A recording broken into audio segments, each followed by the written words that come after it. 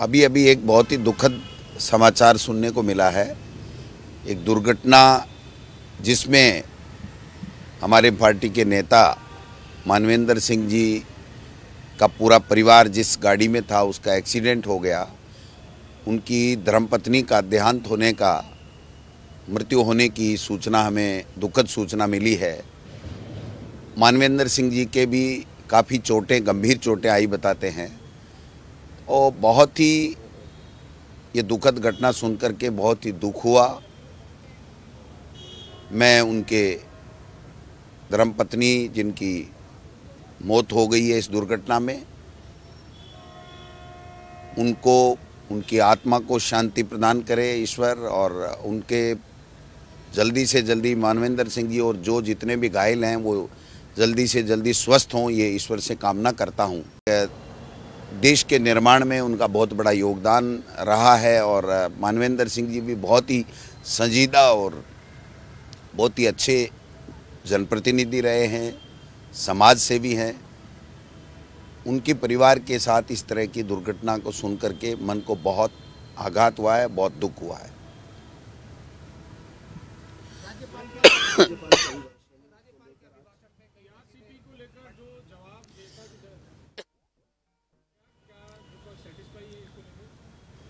देखिए, जो पीकेसी जिसको बता रहे हैं, संशोधित पीकेसी ईआरसीपी का रूप बता रहे हैं, इसमें पूरा का पूरा ही गोलमाल है। ये परियोजना, जितना पानी हमें पहले जो डीपीआर बनी थी वसुंधरा राजे जी के समय पे, उससे 1000 से भी ज़्यादा एमसीएम पानी कम मिलेगा और पेयजल की पूर्ति भी नहीं हो पाएगी। सिंचाई की 2.80 लाख हेक्टर सिंचाई की बात करना तो बेमानी है। और ये जिस प्रकार से माननीय मुख्यमंत्री जी अपनी बात रख रहे थे, वो गोलमाल बात कर रहे थे, मुद्दे पे नहीं आ रहे थे।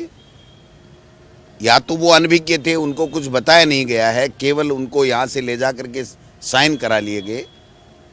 इस एमओयू में राजस्थान के 13 जिलों के लोगों के हितों के साथ में कुठाराघात हुआ है, उनके साथ धोखा हुआ है। कभी भी इस परियोजना से इन 13 जिलों के किसानों को, लोगों को सिंचाई का पानी उपलब्ध नहीं होगा, ये तय है बात। लेकिन ये लोकसभा के चुनाव में गोलमाल करके, स्पष्ट बात नहीं करके, और ये बच के निकलना चाहते हैं और लोकसभा चुनाव में इसको बुनाना चाहते हैं। लेकिन ये राजस्थान की जनता सब जानती है, सब पढ़े लिखे लोग हैं। पहले की जो डीपीआर है वो सब समझते हैं, 2010 की गाइडलाइन भी समझते हैं, 2005 में क्या समझौता हुआ उसकी भी जानकारी लोगों को है, 1999 में क्या समझौता हुआ उसकी भी लोगों को जानकारी है। अब कितना पानी मिलने वाला है, कब तक ये पूरी होने वाली है, इसका कोई विजन नहीं है। और मुख्यमंत्री स्वयं सदन में ये गोलमाल जवाब दे कि आप कहोगे उतना पानी दिला देंगे, ये इसी में ये स्पष्ट हो जाता है कि उनके कोई नॉलेज में नहीं है। और जो पानी बताया जा रहा है वो पानी 3510 एमसीएम नहीं मिलेगा, किसी भी सूरत में नहीं मिलेगा।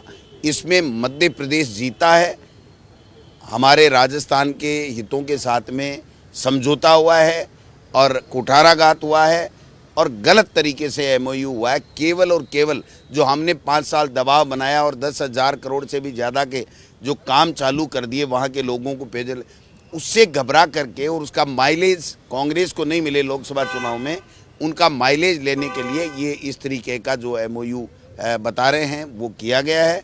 मैं समझता हूँ कि हम सब लोग, सदन में भी हमने विरोध किया है और सदन के बाहर सड़क में भी विरोध करेंगे। इन 13 जिलों में इनकी 50 सीटें आई है और 30 के लगभग हमारी सीटें हैं। इनको पता लग जाएगा जब लोकसभा चुनाव में जाएंगे और लोग पूछेंगे कि आप बताइए कि आप पानी कहाँ से देंगे और सिंचाई कहाँ से होगी। ये बात इनको जब पूछेंगे तो पता चलेगा। आपने देखा होगा कि डॉक्टर किरोड़ी लाल मीणा जिस उदासी के साथ में आज अपनी बात रख रहे थे, मजबूरी में रख रहे थे, मैं दावे के साथ कह सकता हूँ आज नहीं तो कल भारतीय जनता पार्टी के लोग ही इसमें मुखर होंगे और ये कहेंगे कि हमारे साथ अन्याय हुआ है। जिसको राजनीति में रहना है, जनता के बीच में जाना है, उसको तो ये कहना पड़ेगा, सत्य बात कहनी पड़ेगी कि हमारे हितों के साथ में कुठाराघात हुआ है और ये गलत एमओयू हुआ है। केवल राजनीतिक जो लाभ लेने के लिए ये किया गया है, जिसको हम लोग कभी स्वीकार नहीं करेंगे और राजस्थान की जनता, 13 जिलों की जनता भी स्वीकार नहीं करेगी। किए नहीं, उनके पास होंगे भी नहीं। वो तो गजेंद्र सिंह जी ने इनको दिए कि नहीं दिए, क्या हुआ क्या नहीं हुआ।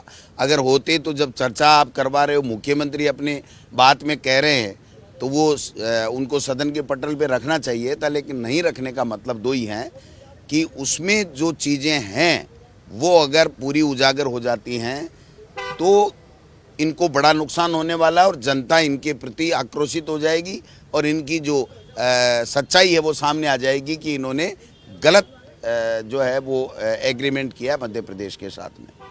कुछ योजनाएं जो नाम बदलने के उन्होंने कई उदाहरण दिए और कहा कि जो योजनाएं जो आप आरोप लगा रहे थे उनके भी सिलसिलेवार जवाब दिए, क्या वो जवाब सही है